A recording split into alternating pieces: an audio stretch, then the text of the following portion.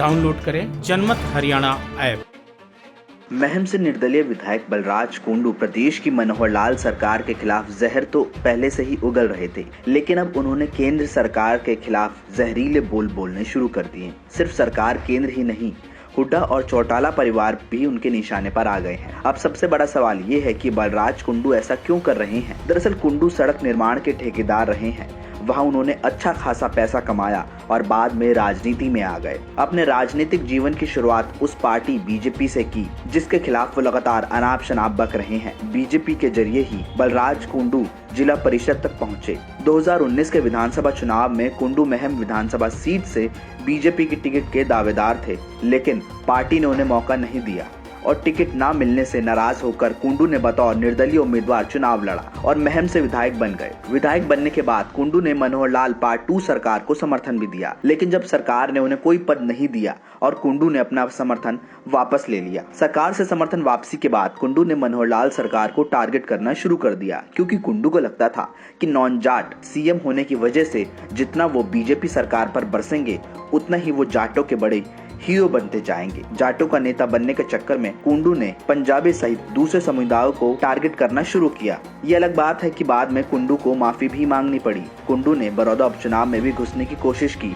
कपूर नरवाल का बतौर निर्दलीय उम्मीदवार नामांकन भरवाने में वो भी आगे रहे, लेकिन कपूर नरवाल को भूपेंद्र सिंह हुड्डा ने मना लिया और उन्होंने अपना नामांकन वापस ले लिया। इस तरह से कुंडू के सारे अरमान धरे के धरे रह गए। कुंडू ने किसान आंदोलन में भी घुसने की कोशिश की, लेकिन बड़े राजनीतिक जाट घराने उसे फुटेज नहीं मिलने दे रहे। रोहतक में हुड्डा परिवार, सिरसा में चौटाला परिवार, अब तो प्रदेश में किसान नेता राकेश टिकैत की भी एंट्री हो गई है। ऐसे में कुंडू के जाटों का बड़ा नेता बनने के ख्वाब पर पानी फिरता दिखाई दे रहा है। किसान आंदोलन की फसल इस्तीफा देकर अभय काट गया। विपक्षी नेताओं में अभय ने अपना हाई मॉरल ग्राउंड हासिल कर लिया, इसलिए कुंडू आजकल अभय पर खूब हमलावर है। कुंठा में कुंडू लगातार अभय पर अपनी भड़ास निकाल रहा है। दूसरी तरफ हुड्डा दिखावे के लिए सरकार के खिलाफ अविश्वास प्रस्ताव लाकर चर्चा बटोर जाएंगे।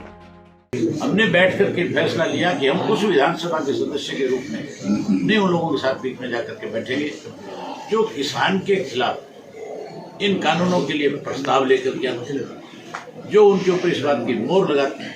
जो विपक्ष के लोग हैं वो वॉकआउट करके भागते हैं। तो ऐसे विधानसभा में एज ए सदस्य के रूप में अगर मैं बैठ करके उनकी सारी बातें सुनूं तो फिर मैं चौधरी देवीलाल की नीतियों को आगे नहीं बढ़ाता। अविश्वास प्रस्ताव सरकार कर रहा था और जो जिससे पूरे देश के किसान परेशान हैं, ये जो कृषि कानून बने हैं उनका प्रस्ताव लाना था कि रिकमेंड किया जाए, असेंबली पास करके भेजे, ये प्रस्ताव वापस दिया।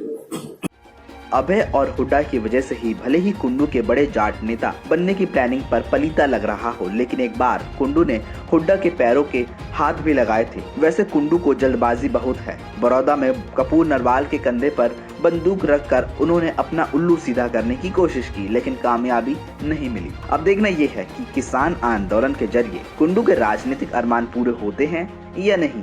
ब्यूरो रिपोर्ट, जनमत हरियाणा।